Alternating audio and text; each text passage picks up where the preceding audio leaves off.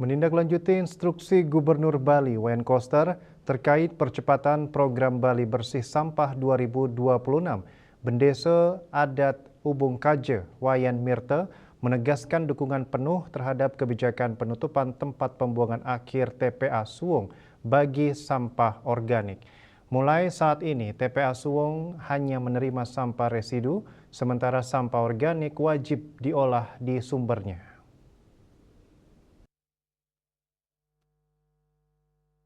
Menurut Wayan Mirte, kebijakan ini menjadi tantangan tersendiri bagi wilayah perkotaan termasuk Desa Ubung Kaje, di mana pemilahan sampah warga belum sepenuhnya optimal. Pemilahan sampah di desa kami baru mencapai sekitar 80%. Warga sudah melakukan pemisahan antara sampah organik, anorganik, dan residu, namun belum 100%.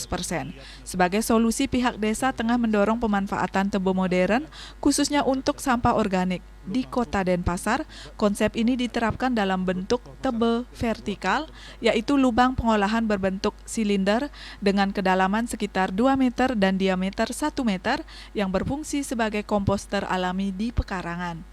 Model tebe vertikal ini bisa menjadi alternatif pengolahan sampah organik di wilayah padat penduduk. Dengan begitu, masyarakat tidak lagi bergantung pada TPA Suwung untuk pembuangan sampah organik.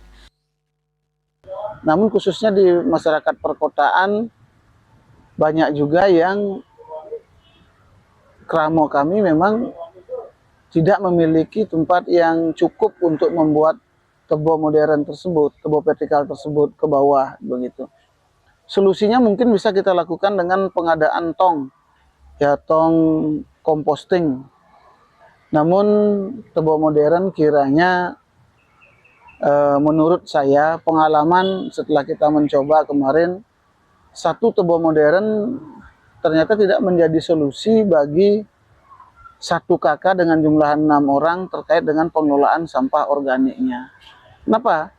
Karena dilihat dari karakteristik sampah organik milik kramo kita itu yang mungkin 50%-nya adalah sampah canang, yaitu dari busung dan ibung. Nah, ini yang memerlukan waktu yang cukup lama untuk dikomposting, sehingga keberadaan satu tebo modern itu khususnya tidak akan menjadi solusi bagi kramo itu untuk pengelolaan sampah organiknya.